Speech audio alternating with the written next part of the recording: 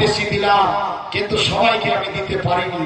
Waiting লিস্টে নাম নাই, কেটে গেছে, সার্ভেতে নাম নাই।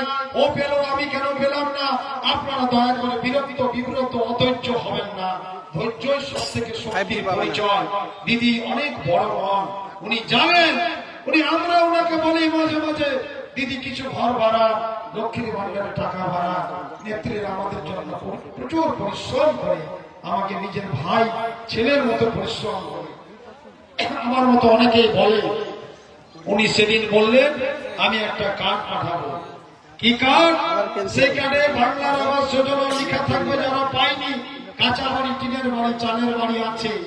আর যারা বয়স্ক ভাতা আজও নতুন করে এখনো পাননি, বয়স্ক ভাতা পাননি, তারা ওই কার্ডে ফিল আপ করবেন নাম, ফোন নম্বর, আর আমার অফিসের মিস কল নাম্বারে মিস কল করবেন। এই তথ্য আমি 3 বারে আপনাদের মোবাইলে কল আসবে, মিস কল করলে।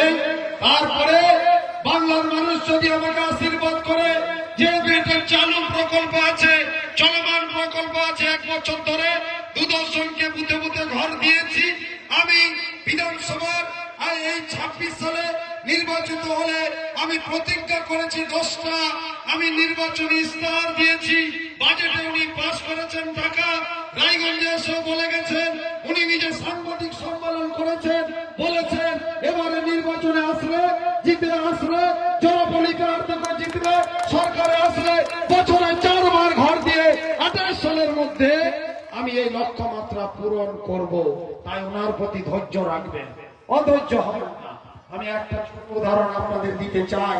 উনি 21 সালে যখন আমি নির্বাচনে প্রতিদ্বন্দ্বিতা করি, আমাদের এই নেত্রীরা, রিনারা, রাধিকা, সাহানাজরা সবাই বুথে বুথে একটা কাগজ নিয়ে আসছিল, একটা লিফলেট, রঙিন কাগজ।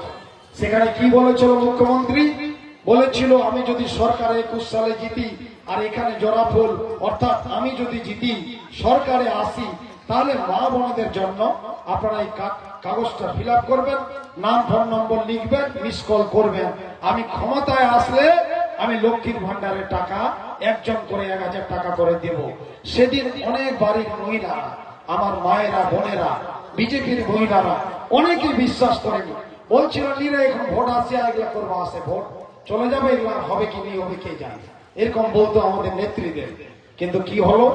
ভোট হলো, আপনারা নিজের নিজের স্কুলে ভোট দিলেন। ভোট হওয়ার পরে ভোট দেওয়ার দিন এখানে নখে কালি লাগাই, ওই কালি মুছতে না মুছতেই মমতা বন্দ্যোপাধ্যায় লক্ষ্মীর ভান্ডার চালু করে দিয়েছিল। এটাই মমতা বন্দ্যোপাধ্যায়ের উন্নয়নের গ্যারেন্টি। তাই উনি ঘরও দিতে চেয়েছেন। উনি যদি দেখেন ইটাহারের মানুষ, বাংলার মানুষ, অর্ধেক পুরুষ ভোটার, অর্ধেক নারী ভোটার, তারা অনেক আশা করে, মহিলারা আমাকে ভোট দিয়েছে, তারা 800 চাই, পুরুষরা অনেক ভোট দিয়েছে।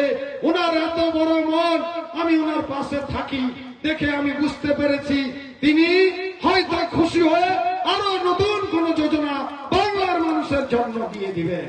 আমাদের পরিবারবর্গ সুবিধা পাবে, ভালো হবে।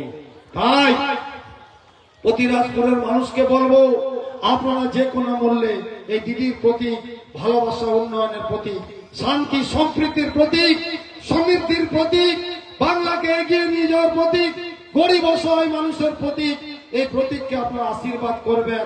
কারণ যদি আশীর্বাদ না করেন